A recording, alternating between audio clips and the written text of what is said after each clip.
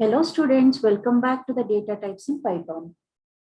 So today what we are going to do in this sense, we are going to talk about one of the immutable data type, which is nothing but a tuple. As we have discussed yesterday, what is immutable data type? Immutable data type is a data type wherein we cannot change the value of the variable once it is assigned, right? So as I told you yesterday in the other session that this tuple is an immutable data type. So today we will be talking about tuple data type. Apart from that, we are going to talk about some of the operations that we can perform on tuple data type. And also we will look into some of the restrictions that we have in the tuple data type. Okay. So let's talk on the tuple data type. Okay. Tuple is nothing but an ordered collection of elements. Okay, it's nothing but an ordered collection of elements. So when I'm saying ordered collection of elements is nothing but these are the collection of elements. Whatever you are seeing here is nothing but an ordered collection of elements, right? So these are nothing but an ordered collection of elements which are separated by commas and are enclosed in a round brackets. Okay. They are the ordered collection of elements which are separated by commas and enclosed in the round brackets. Okay. So when you assign these set of values to a variable t1, then it is nothing but this t1 is a variable of data type tuple. Okay. This t1 is of data type tuple. Okay. So what is happening in the sense when we are talking about this tuple data type, it is mandatory the data type when if you want a data of data type tuple, then you have to enclose them within round braces and you have to separate the list of elements by using commas. Okay. So as we are seeing here, we have somewhere around 5 values.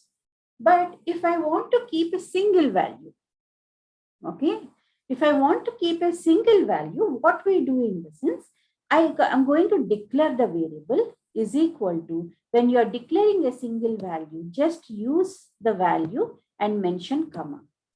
Okay. So you can be asking me, why are we going to keep comma after a value? Okay. If you don't keep the comma, what will happen in the sense, this will be treated, if you don't keep comma, then it will be treated as a integer variable rather than a tuple variable. And these tuple variables are mostly used in machine learning, artificial intelligence. We have neural networks. So most of the places we will be using this tuple data type. Okay. And we have one restriction. What is that in the sense, when you have a single value, it is mandatory. They just define that value and just keep comma after the value. Otherwise, what will be happening? It will be treated as, this variable will be treated as a integer variable than a tuple variable. Okay. So as you see, these are nothing but a list of values. Whatever you are seeing here is nothing but a list of values, right? 1, 2, 3, 4, 5. All these things are a list of values. So in order to access this list of values, okay, in order to access this list of values, how do you access them? By making use of indexing mechanism. By making use of indexing mechanism, what we are going to do, we can access each and every element within a tuple. And indexing starts from 0. Okay, indexing starts with 0. Okay, the next comes, next index is 1, 2, and this is 3, and this is 4. Okay, so if I want to access the second element, if I want to access this element, which one? This one, this 2 value. How do I access this element? So in order to access the element, I just go with the variable name. Okay, variable name is t1. T1 of 1, T1 of 1 will give me the value of 2. Will give me the value of 2. So if I tell me now, how do I access the value of 4? How do I access the value 4? I access the value 4 making use of T1 of 3. I get the value 4 by making use of T1 of 3. Okay. So suppose now you tell me, just I'll give you like a few seconds. How do we access the value in the third index? Third index in the sense 0, 1, 2. Okay. How do I access the value in the third index? Now tell me the value of this one, T1 of 2. What is the value of T1 of 2? T1 of 2 is nothing but 3. Is 3. Okay. So this is how we are going to access the elements of a tuple. How do you access the elements of a tuple? We are going to make use of indexing mechanism and we are going to access the values of the tuple. Okay.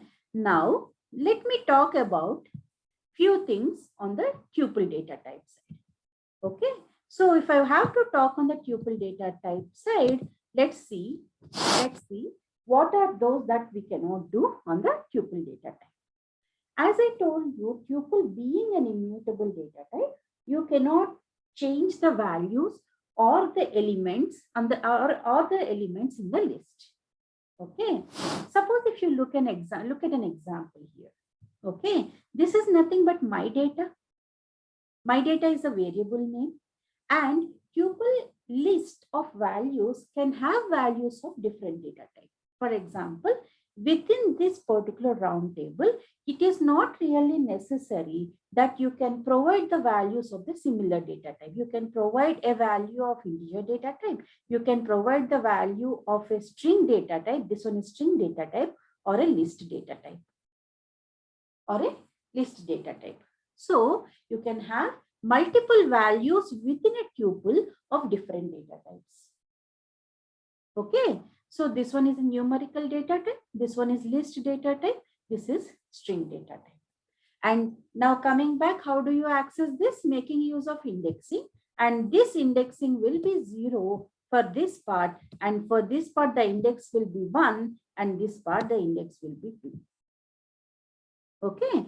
So you might be asking me, is there any way that I can change the value of the first element? Okay. As I was telling you, since tuple is an immutable data type, we will not be able to change the values. The tuple being an immutable data type, we will not be able to change the values within the tuple data type. Okay. And if you see here, my example contains 1 and list of values. So what is happening here? This is 0. This is 1 index and this is 2 index. If I have to access a value of 8 within a list, okay, tuple, a list, I am going to access a value from the list which is residing within a tuple.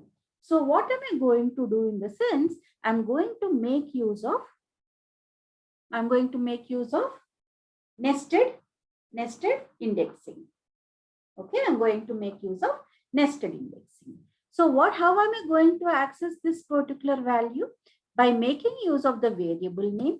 Okay, this is my variable name. Let's say this is my variable name. So what is the index of this? This is for the list. List index is 1. This entire part is 1. So now what does this returns you? This returns you 987. This returns you list of values, which is nothing but 9, 8, and 7. Okay, which is nothing but list of values. Okay, this is nothing but list of values. Okay, so suppose within this particular list of values, I have to access 8. Okay, so how do I access 8? So again, this is nothing but indexing, internal index 0, 1, and 2. Right? So how do I access these values? I'm going to make use of v of 1 of 2 will return me v of 1 of 2 will return me the value of 7. Well, the value of 7. Okay. Again, if I write it as v of 1